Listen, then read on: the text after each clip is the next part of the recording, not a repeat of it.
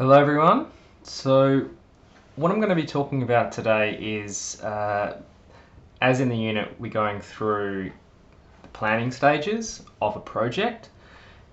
And a few years back, this was in 2014, I created an animation for a TV commercial for a company called Finbar, who create lots of the buildings around the city, apartment complexes. And while I was just finishing working for a animation studio at the time that I'd been there for 10 years, this was like my sort of last job that I worked on there. And it was quite different because we usually did mining animations and a few architectural visualizations, things like that. So this was the first actual TV commercial that I brought to the company, and it was the last job I worked on. And it was quite different, quite exciting, and I had to figure out a lot of things along the way when doing a TV commercial.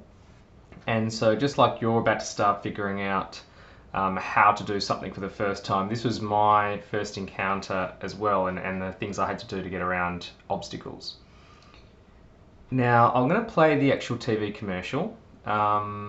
This building is there now, so this is back in 2014. We got this project, and I'll play through first what it is a couple of times, and then I'm going to run through how I went through some of the planning for it. Be a part of something iconic. Concerto by Finbar will rise to 38 stories, the tallest residential tower in East Perth, capturing panoramic views. With modern interiors and resort-style facilities, this is luxury living at its best. Prices range from $425,000 up to $1.6 million. Grand launch this weekend. Secure your place in this inner-city landmark development today. concertoapartments.com.au. Move to the rhythm of the city. Okay, so that was the 30-second TV commercial. It's by Finbar. The studio that got in contact with me was just a Perth-based marketing, and they do other TV shows and things as well. But there was a large budget for this, because what this is made up of is 3D scenes, because architectural, when they don't exist, you have to build the 3D models. Animate the scenes. So I'll give a quick rundown of what we're looking at. This is completely 3D, this first scene. It was the old, I think it was one of the old ABC buildings or something like that. So it's quite heritage listed below here. So this was all made up in 3D. Even the background lighting, the whole thing, these buildings behind are all 3D. This is a combo of drone footage. And that's the main thing I'm going to talk about, how I went around getting these kinds of shots. 3D building, and then 3D sort of text animating in. Bit of effects on top. Some of these pans just had some extra effects thrown in, but they were given by the actual architectural company that created the building, so I can't take credit for those. As is this one. So we just animated all the pretty bubbles on top. And then this is one of the big shots that, again, I worked on. 3D animation, camera matching, drone footage, color grading of all the lights and things. So take note of all this sort of stuff while I'm mentioning it. Even remember the grass here. I'll talk about that later. And as I scrub through, we're in our final kind of hero shot. Again, take a look at the grass, the color grading of the sky, the 3D building that goes in here, and all the effects. And even what you may not notice is these buildings are 3D as well, because they didn't exist at the time there. That's why that crane is sitting there.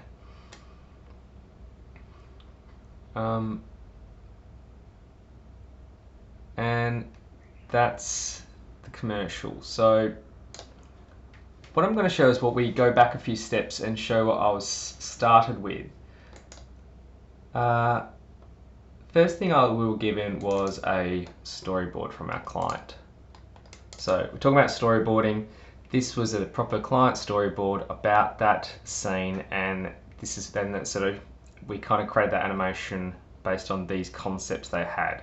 Text flying in, building up the building, lots of sparkles, pretty kind of particle effects. Again, moving down, it's growing, it's building up the city. Now, it changed a little bit from this thing. These are always sort of client storyboards, and then they make their minds up and change things. We had this shot of the balcony with text kind of coming into it. Again, that's that same shot, more text building up on the balcony, which we did.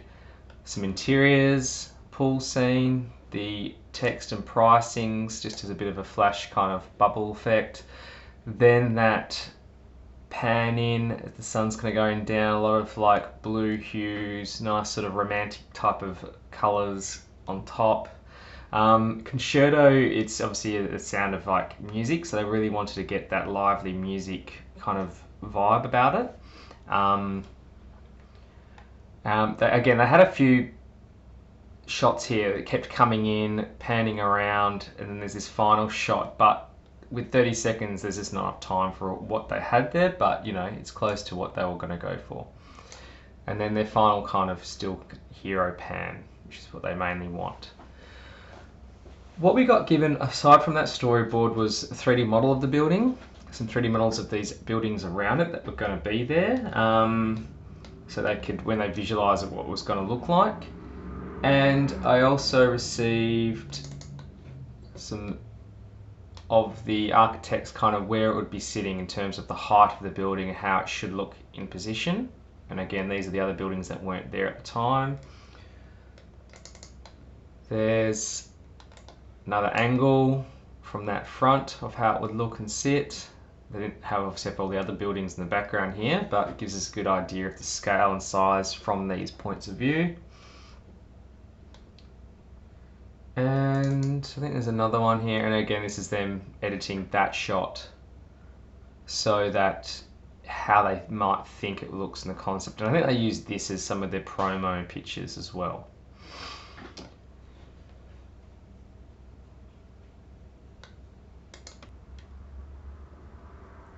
Okay, so from this stage, and apologies also when we're watching back on these videos, the playing the videos may be a bit jittery, so just look past that. You can always Google these. It's actual TV commercial, it's on Facebook. But our first step was, whoop, and it's already starting to play, hang on. Creating an animatic. Again, similar to what you're about to be doing is now, once you've created that storyboard and you get all those nice angles, all the information you need to time it out. This is what helps for us to explain to the client that they've got too many frames in their shots. So when they do see it play back in real time with the amount of seconds that everything needs to be on screen, they get a good idea and go, okay, yeah, we can't have that, it's too fast, let's cut a scene out, let's do this.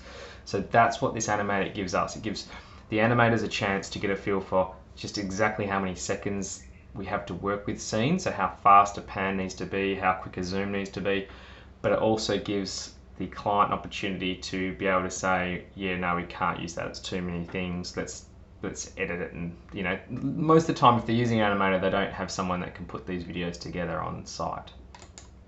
So this is the animatic we made up to help pace out the timing.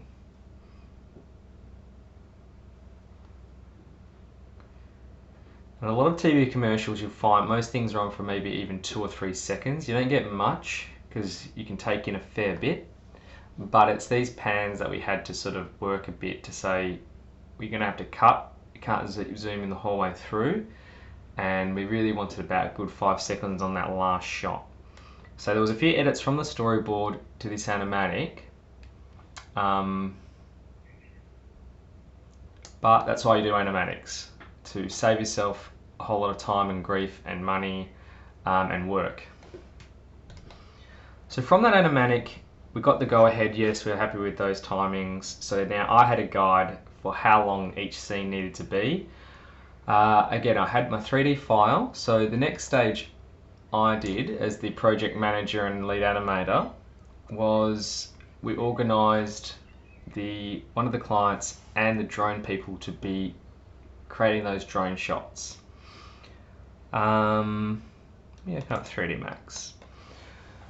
So this is, I talked to my class about this, and I had a few questions, and they sort of said, why would you go on site? Why don't the drone people just take some photos and footage and send it to you? And the main thing about this is we were getting paid to make this animation. If I left decisions like the footage in the hands of someone that's not doing it, they're not going to care. They're going to get just a few shots, get paid, say they've done their job, and then we have to deal with the consequences of the bad shots, bad angles, wrong timed. And as an animator, you want to make sure the footage and the materials you're working with are as close to perfect as you can get to make life easy for yourself and to make the best shots the best they can be. And especially in this case, it's quite a large budget project. We're dealing with architectural, architectural buildings which have scale, have size, have height, and have to fit like a jigsaw in that piece of the puzzle, which is the sort of landscape of the city. So it's not something you can just wing and leave to chance at the end and hope they haven't cropped out the top of the building, or hope they haven't just missed the whole side of it, and so the pans at the end aren't going to have the building in place. So my job was to use the tools I did have to plan out what I needed to get the best shot on that day. So I was definitely going to be there watching what the footage came at, but all I know is that the drone people, again, it's my first time doing this, was that they had the altitude and the coordinates of where their drone was sitting, and in 3D Max I could get that too. So what I did is I opened 3D Max the day of the shot. It was a Saturday that I was going to be going down there, and I thought I can't just rock up there and kind of think, yeah, about there's okay. I really wanted to be super accurate. So I got into 3D Max, and I don't have that exact file on me. It would be back at the studio, but I started creating angles, shots, scales of this building to create a big guide that I could use on the day to know where things needed to be, how high the camera could be up for shots to certain angles to match in with their storyboard and what their vision was. I also had Google Earth, and I used that a heap as well. So the things that I worked with, and I'm going to click through a few, after putting cameras in this shot and pulling them around the place, I made a bunch of stills for guides, and let's start with our Google Earth stuff. So Google Earth, I had the plate location of where the building was going to be, so I could kind of tell how far away, and in Google Earth, it's a bit more primitive back in 2014, but you could still put scales, and so I could still tell how far away a building shot was or an angle. So combining 3D, and the original file had like a map laid out in my 3D scene, so I had the buildings, the Google Earth buildings there, and so as I was doing cameras and placing cameras, I could tell, oh, this angle the camera is going to be sitting over the top of this building, or it needs to be sitting over the top of this building, so I could kind of guide a little bit to where I needed it to look and be. I also went through in Google Earth getting lots of shots and figuring out where the building was going to sit with my red lines based on these angles. So a few of these things are a bit redundant. Let's scale it up. And some of these things were more for the 3D shot at the start. So again, Google Earth, there's that building. Even in Google Earth, it told me where the actual camera was here, so I could tell how high up it was, where it was located. And so I sort of jotted all these coordinates down to see where my shot would be. Printed them all out, took them with me.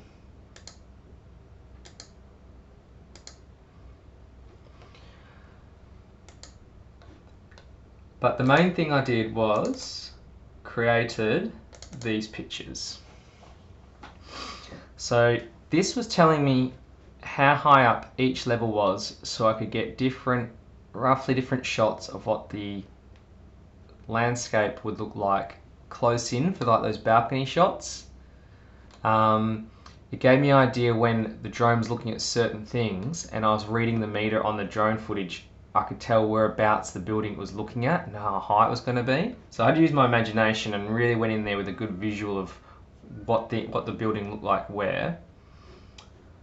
I also then created these shots. And the main thing information I had was, okay, in 3D Max, this angle to kind of match that shot that they wanted. My camera was 101 meters high from St. George's Terrace, or it might have been Adelaide Terrace, sorry, and then 127 meters from the building. So it had to be, once we kind of had the coordinate of where the building was, the drone kind of located that first and then would pull back and we could really closely get an accurate angle of how the building should look. And I did a couple of those, another one that was slightly close in because again, I wanted to, you never know, I had to kind of make sure I had 2 or 3 of every shot from slightly different angles, slightly different zooms, and I could work them in and out that way. So I didn't just put all my eggs in one basket and say I wanted one shot. I wanted to make sure, you know, I know kind of based on experience that you never know which is going to be the best angle, and the client's going to say, no, we want it to be closer in. So, you know, I also had this sort of closer in shot as well. And these are really critical for me to make sure I knew that I was confident. And when the drone people asked me questions, I was like, no, that's fine, that's good, that's bad, I need another one of these. I was directing it all, and they were just the sort of tools really that I used to kind of get all the shots I needed on that afternoon. What was also important was that we only ever had a tiny window. If you notice, this is sunset. We had like a dry run, and then we had about a window of about 20 minutes to get as many shots as we could while the sun was at a certain spot before it went down and we're in the dark. So knowing and being prepared was huge.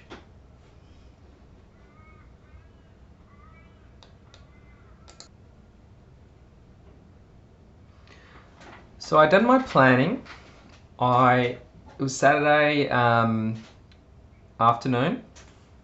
I drove into the city to meet the drone people and one of the marketing people from Finbar. They wanted to be on site to kind of make sure that we got the shots as well, and they were also curious about the process. So I had to be confident because it's my first gig, but I had to like make sure I knew what I was talking about, what I wanted to get out of it, and just that I was on the ball with what was getting made. I didn't want to lose that opportunity to take the wrong footage back and then, you know, have to deal with the consequences of not having what I wanted to finish the project. So on that day, this is, I think, our first trial run. I'm not going to show you all the drone shots, so it's maybe about 30 we got, different takes, or 20.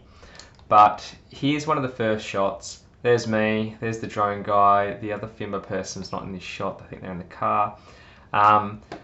But we're there testing, and I'll just scrub through these shots. But remember I was telling you about how, look at this, the grass area. So we had a circus set up that couldn't have there in the end. Those 2 buildings that are in the final shot weren't there, so an extra bit of work to do. But you just need to kind of roll the punches with you know, what's in there. It wasn't too hard to mask out, but it was another step we had to do. So at the moment I'm down there looking at these camera angles. I'm picturing this building. I'm also remember using some of these old reference pictures that were given to me about where the building's going to be and knowing the heights as well. I think the reference shot was, you know, there's that shot. So if I'm comparing to, you know, in my head I'm thinking, okay, that building is sitting about here. We've got it in the nice frame. So I've got all my reference gear. I'm ready to go. And we start doing a few test runs. And these are just testers just to get a feel for speed, pace. Because remember I said we only have about 4 seconds, I think, on this first shot zooming in. So we need to make sure that camera's right. So they did a few of those throughout the day, but we did a bit of a test run first of all the angles before the sun was going down. So remember, the sun's actually not far away. You can see where the shadows are. We had about a half hour of time to play around. And I'm not going to go through every drone shot, but jumping ahead, this is I think one of the ones we did use. So we always came away with extras just in case things change, but it was this shot here but reversed. So I think in the animation, it comes around here.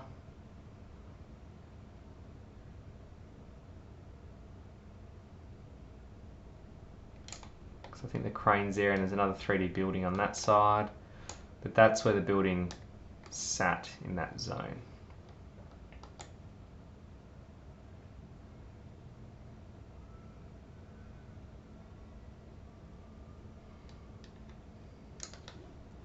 There's another one.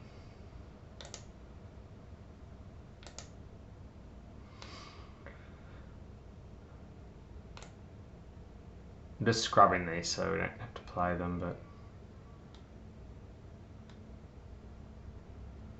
yeah, we didn't use that, but we just got a few extras. This one may have been the final one we used, so there we all are there.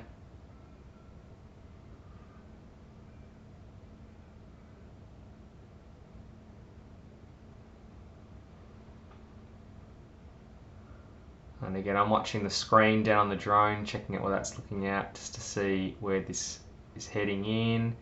The main thing I'm doing also is just counting, I think, 5 seconds. So I just always made sure I had 5 good seconds from the point that it started.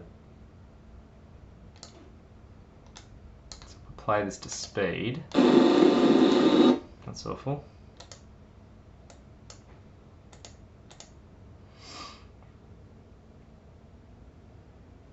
It's a lot slower than what it looks like when I scrub. But that's what I'm working with here. And I kind of know at this point it's not reaching the top of the building. It's only kind of getting halfway up. So this is the main area I'm framing to check out that it's going to look good when we're zooming in.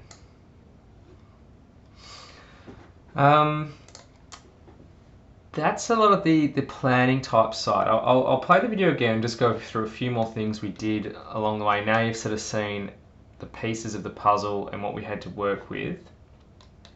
So let's go back to the main concerto. So again, this is all just using the original model.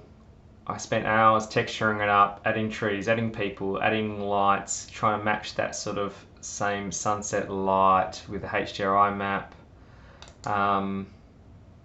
This is one of the easiest scenes because it is all 3D. It's just about making it look pretty. This was one of those balcony shots, so it's better than their storyboard one. We end up using this side of the screen because we had the river, had the other buildings, and it's just a bit of a nicer angle to use than the other side that was in the storyboard.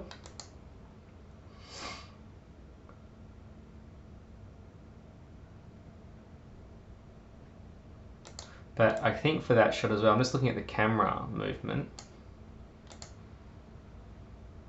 So there's a tiniest bit of hover of the drone. I just got him to sit in spots for a little while.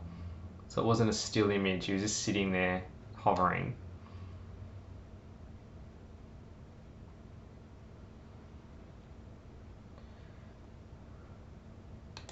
Now the main thing you'll notice different from the drone shots to these, if I can pause it without a big glowy bit, you'll see the tent's missing.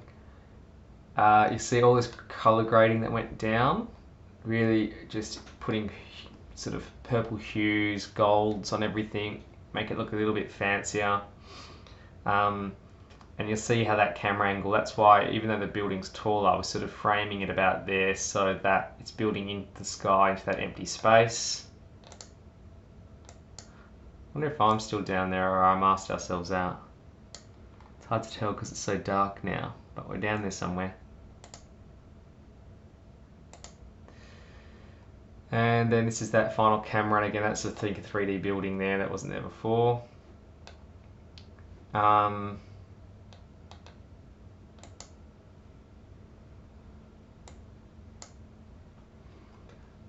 the color grading, I didn't do the color grading, I did it on the building part, not the footage. But I was there again for that process, picking and choosing, using the reference imagery and making sure we got all those really nice sort of pink, purple, yellow, gold colors to make it look just that real sort of soft, pretty kind of feel about it.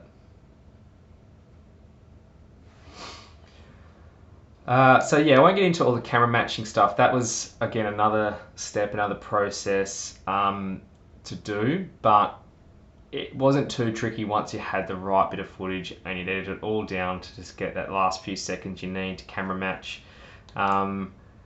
Same sort of mask techniques that you've been getting taught to mask these areas out. And the color grading again, just to match. Once we had the footage color graded first, color grading this to match in using the same sort of techniques, white balancing, you know, all these kind of little glows and hues. There's lots and lots of layers of effects on this building to bring it to these, to match the lights and the colouring of the environment.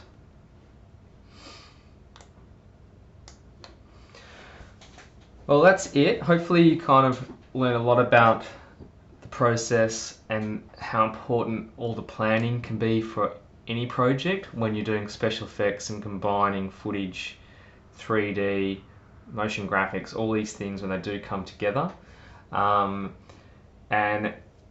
that when you do plan out your storyboarding, your angles, your measurements, your shots all before, it really does make it a lot easier. We didn't have to redo anything. There's no double ups of scenes in this one.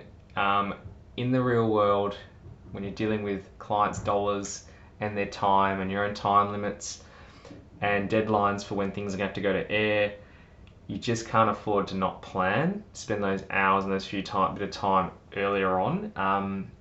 So much work gets done before anything gets created, and you need to be on the ball for this next set of assignments to really think out each project, each step, each angle, each camera, time of day you're going to shoot it. All these things all really make for a good project.